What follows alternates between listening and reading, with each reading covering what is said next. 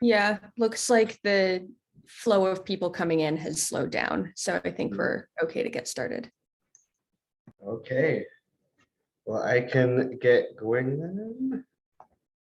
1 second. So yeah, thank you. Thank you everyone for coming along. I know this is the very last, one of the very last talks of an eventful conference. So we appreciate all of you being here today. I'm Craig Thorburn. I'm here with my colleagues Erika, Exton, Kathleen, Oppenheimer, Lauren, Salig, and the four of us are here today to talk to you about taking linguistics to Zoom school and engaging children in virtual outreach. So really excited to tell you about our experience with linguistic outreach in a virtual world. So when the pandemic hit almost 2 years ago, many schools were forced to close and turn to online methods of communication. And this made in-person methods of language science outreach and linguistic outreach to schools suddenly unavailable. Where traditionally we would be able to interact face-to-face with students, we were forced to quickly adapt our demonstrations and activities to virtual settings. Over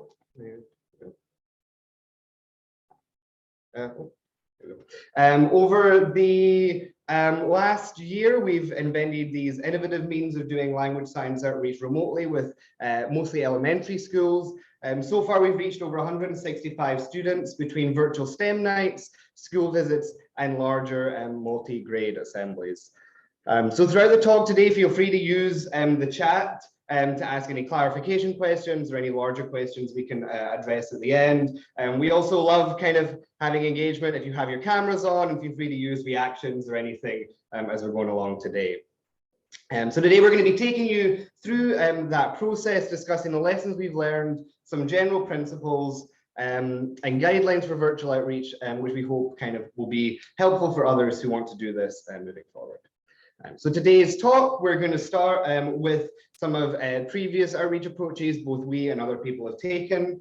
We're then going to look at the challenges of transforming these to virtual activities and our approach, including a demonstration of some of our guiding principles. And finally, we're going to tell you about some next steps that we're looking to take. So why do we do outreach? What is outreach? So the slide title here, Language Science is for Everyone, is a reference to a collaboration between the University of Arizona, the Ohio State University, University of Massachusetts Amherst, and UMD, where the four of us are. We've really kind of tried to embrace this over the last couple of years, trying to get really cool language science research to as many people as possible. So why do we do this? Well, language science majors tend to be discovery majors in the sense that most people don't hear about them or learn about them until college. And so going into schools to tell people about the really cool work that's being done, it gives people an opportunity to learn about these sooner. We encourage participation in STEM more generally by learning about kind of another way to do science. And we think that language research is a kind of very accessible way to see the scientific method and process. There are a lot of misconceptions that exist about language science. So there was a lot of interesting talks about that over the course of this weekend at LSA. So this is a way to address these in a way that's fun, engaging, and we can help kind of combat prejudice. A lot of funding agencies might require some kind of outreach component at this point. And so if you're going to check that box, why not check it well in a really engaging and fun way? And finally, just your own personal scientific development, is really gives the opportunity to work with a lot more people, collaborate with more people, and also just thinking about your own work and why it matters. If you need to, explain your work in a very straightforward way with simple language, then at least personally, I feel like can really help me kind of process what I'm doing. And so how has kind of in-person outreach taken place in the past? So these are a kind of list of things that people have done, and a lot of people in the Zoom call today have participated in, and we have references to a lot of those incredible people at the bottom there. Among the and so this is only obviously a snapshot. We've again heard at LSA this weekend exciting things about developing high school linguistics courses and things like that. So the four of us and the students at UMD have participated in science fairs and career days. We've developed a series of short activities that we call demos or demonstrations to teach kids and adults about language science.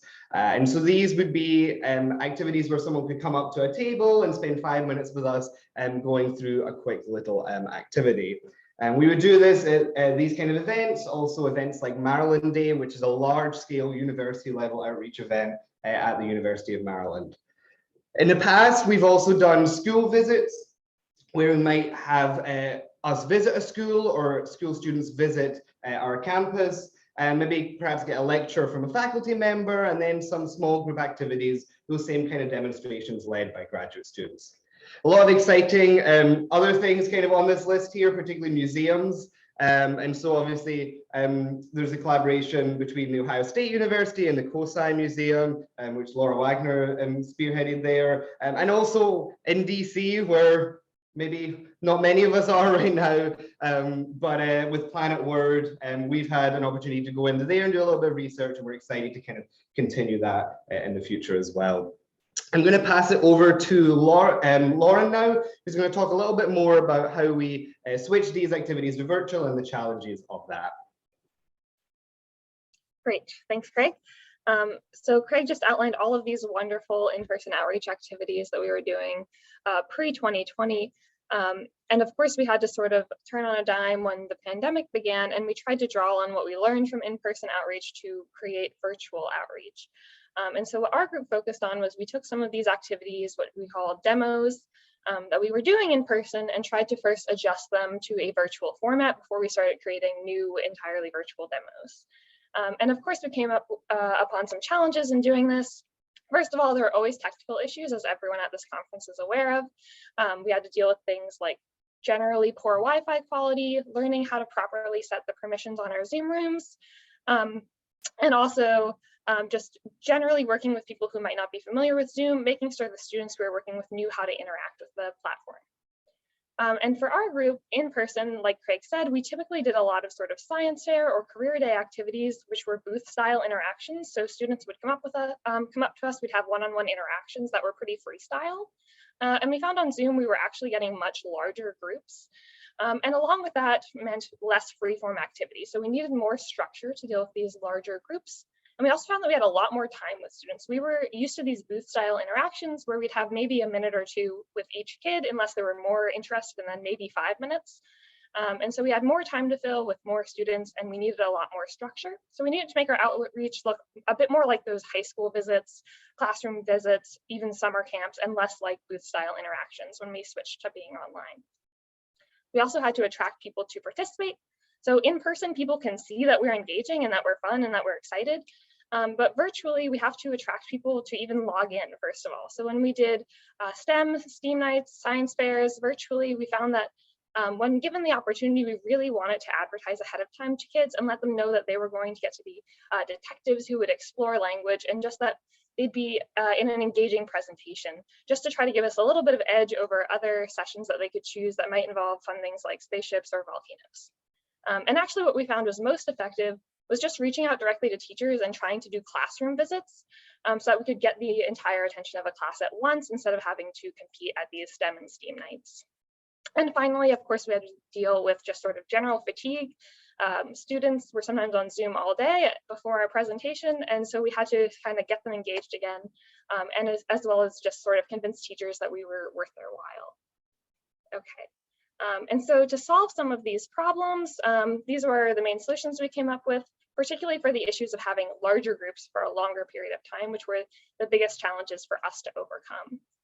So first of all, we tried to make our demos really interactive. So we'll take material or problem sets from intro to linguistic courses and really just make them engaging and have the students interact with us. We have fun visuals. So as you can see, we're trying to show you a little bit of that here. But we really make green screens a central part of our virtual outreach.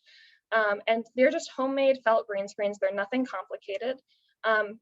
And we try to do this sort of style that we're doing now, where our PowerPoints are our virtual background so that we can interact with things on the slide, which you'll see in a little more detail later. We can move things around by using the green screen. Things can appear or disappear or change based on how students interact with us to make the presentation flexible and engaging. And throughout the process of turning all of our demos into virtual demos, we created some guiding principles based on what we learned and also from our own teaching and clinical experience. And these are guidelines that I'd like to share with you now. And we hope that these are useful to you, whether you're doing virtual outreach, in-person outreach. We've just found that these principles, as sort of what guides what we do, really helps make our work a lot more effective. So first of all, we try to invite problem solving. So with our students, we ask them to create hypotheses, test them, reform their hypotheses again. So they're really involved in the scientific process, which scaffolds their learning. We also try to simplify terms. So because we're using Intro to Linguistics content at times with much younger students, we try to remove technical terms when it's possible. So you might see in the example that we're going to look at next that we'll use something like having your voice box turned on or off instead of using the terms voiced or voiceless. Or you might ask students to reflect on where is your tongue or how does your mouth feel instead of using a term like place of articulation. We also try to address misconceptions, as Craig said. So many of our demos are designed around trying to show that there are many different ways of using language that are pattern-based and valid. And when designing our demos, we really consider what is the takeaway message that students are going to get, and is it possible that they might get a message we don't want them to get? So Laura Wagner, a few days ago in a talk, said something like, when we do outreach, we're always giving incomplete information, right? We're seeing them for one day, one visit.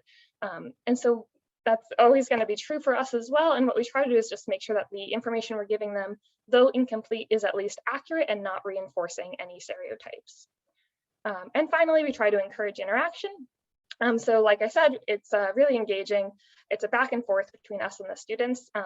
And I think I'll just stop telling you about it and Kathleen can show you exactly what these principles look like. Okay, so I'm going to show you an activity we do called Speech Detectives. This was originally designed to be done as a worksheet or on the whiteboard with in-person visits with high school students, but we've found that by converting it to the green screen activity, we can use it with second graders and high school students, and everyone's able to follow along. So I'm also a speech language pathologist, so this activity was designed by one of my fellow SLPs and PhD students, Julianne Garbarino, before I adapted it. So we start by introducing my assistant, Billy. And for older students, say high school, I usually make the presentation a little more career focused. So I say, as a speech language pathologist, part of my job is diagnosing and treating speech and language disorders. So we're going to gather some data about how Billy says words to figure out some patterns in his speech sound production disorder. For younger students in elementary school, we just say that we're playing a game with Billy, where Billy's going to say words differently than I say them, and we're just looking for the pattern. So I introduced the scientific method, how we'll be making observations, using our observations to inform hypotheses, and then testing and revising our hypotheses. So to start gathering data, we ask Billy to say some words. So I'm going to ask him to say fuzz, but he pronounces it fuss. So we add that to our list to keep track of all of our data. So we go through that to get a little bit more data. So Liz is pronounced Liss, Buzz is pronounced Bus, and the kids are pretty quick to figure out that the Z sound is turning to a sound. So I have these little manipulatives prepared, and they're just mounted on green felt so that I can stick them right onto my felt green screen. So then we test the hypothesis. So the kids, again, they're active using the chat, raising their hands, yelling out, suggesting how we could test this. So we realized we should ask him to say some more words with the Z sound in them. So we ask him to say zap, and I ask the students, how do you think he'll say zap? They usually think sap, but he actually still says zap. So we add that to our list and continue eliciting more productions from Billy.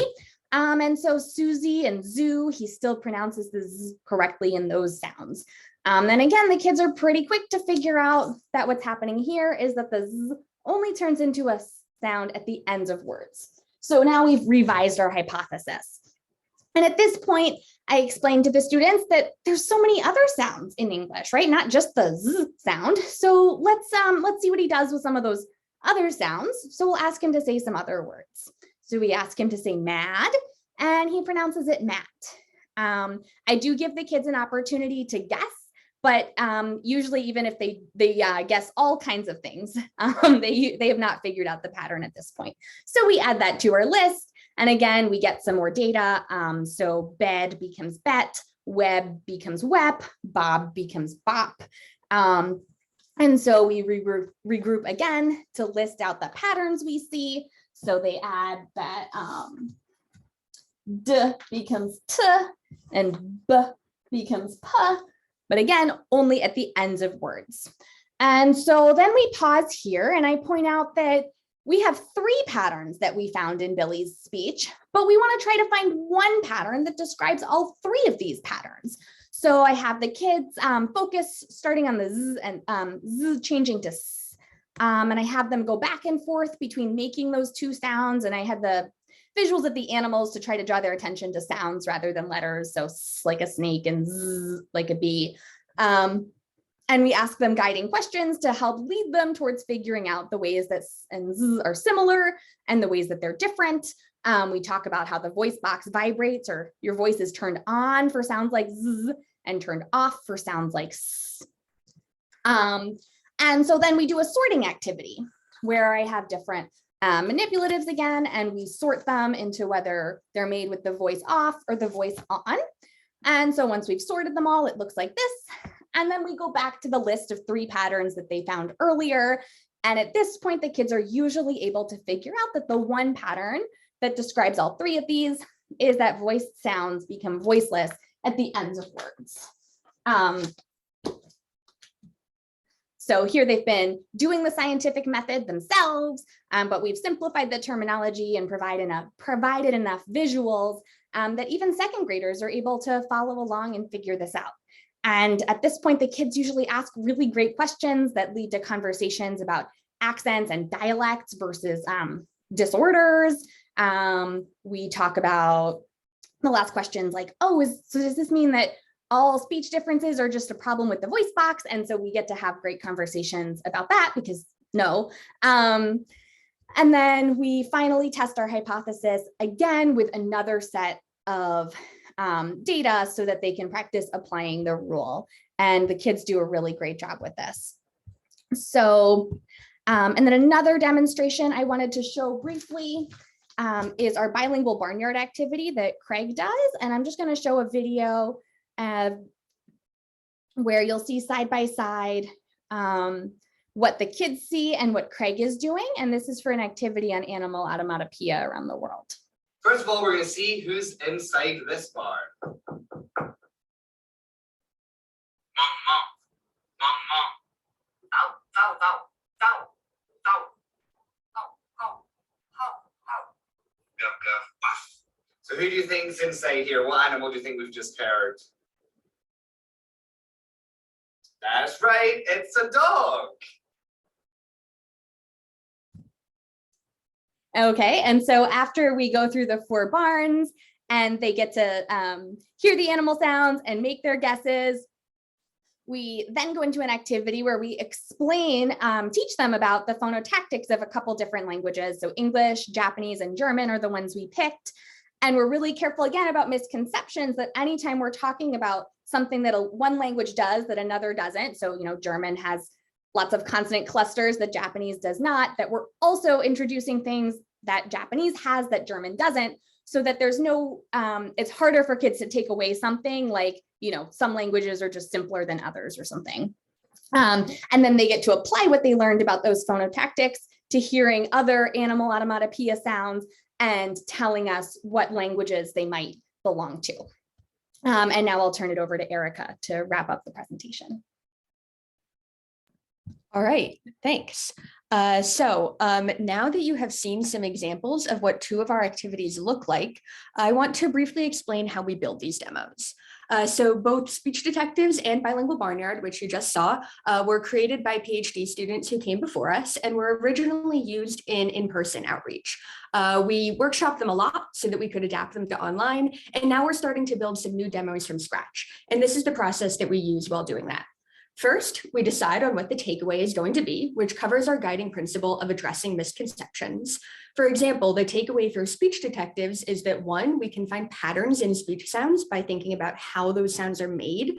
And 2, when people talk differently from us, we can usually find patterns in those differences, and we can then study those patterns scientifically. Step 2, we create a narrative by building a story around what you might have assigned as a problem set in an intro to linguistics class. For speech detectives, we introduce Billy as a character and plan out how much information to give at a time, keeping in mind our guiding principle of simplifying our terms. Step 3, we bring that narrative to life. Here's where we build in when to ask questions and invite kids to ask their own questions, covering our guiding principles of inviting problem solving and encouraging interaction. We then go through pilot testing with a range of people who both do and do not have a linguistics background and make sure that we actually did address the misconceptions that we planned to. Finally, after each time that we present the activity, we make sure that we gather feedback and debrief among ourselves to go over what went well and what didn't, and what we want to change for next time. Sometimes these changes are related to content, but sometimes we just learn new ways of managing the technology. We also try to hear from parents or teachers who were present about what they thought worked well or not. Okay. What we've learned through doing this is that long-form demonstrations are very rewarding. They give us a chance to go more into detail in an area of language science that we are interested in, and we can use it to hopefully help children discover an interest in linguistics themselves. We can also reach wider audiences by doing this remotely, which is not just a COVID-specific benefit. People who don't live near a university that has a strong linguistics background can still very easily participate in our outreach and have access to the field when we do it virtually. Piloting on friendly audiences is crucial to making things run smoothly and ensuring that people are getting the intended takeaway message. And again, we make sure that these friendly audiences don't all already know linguistics.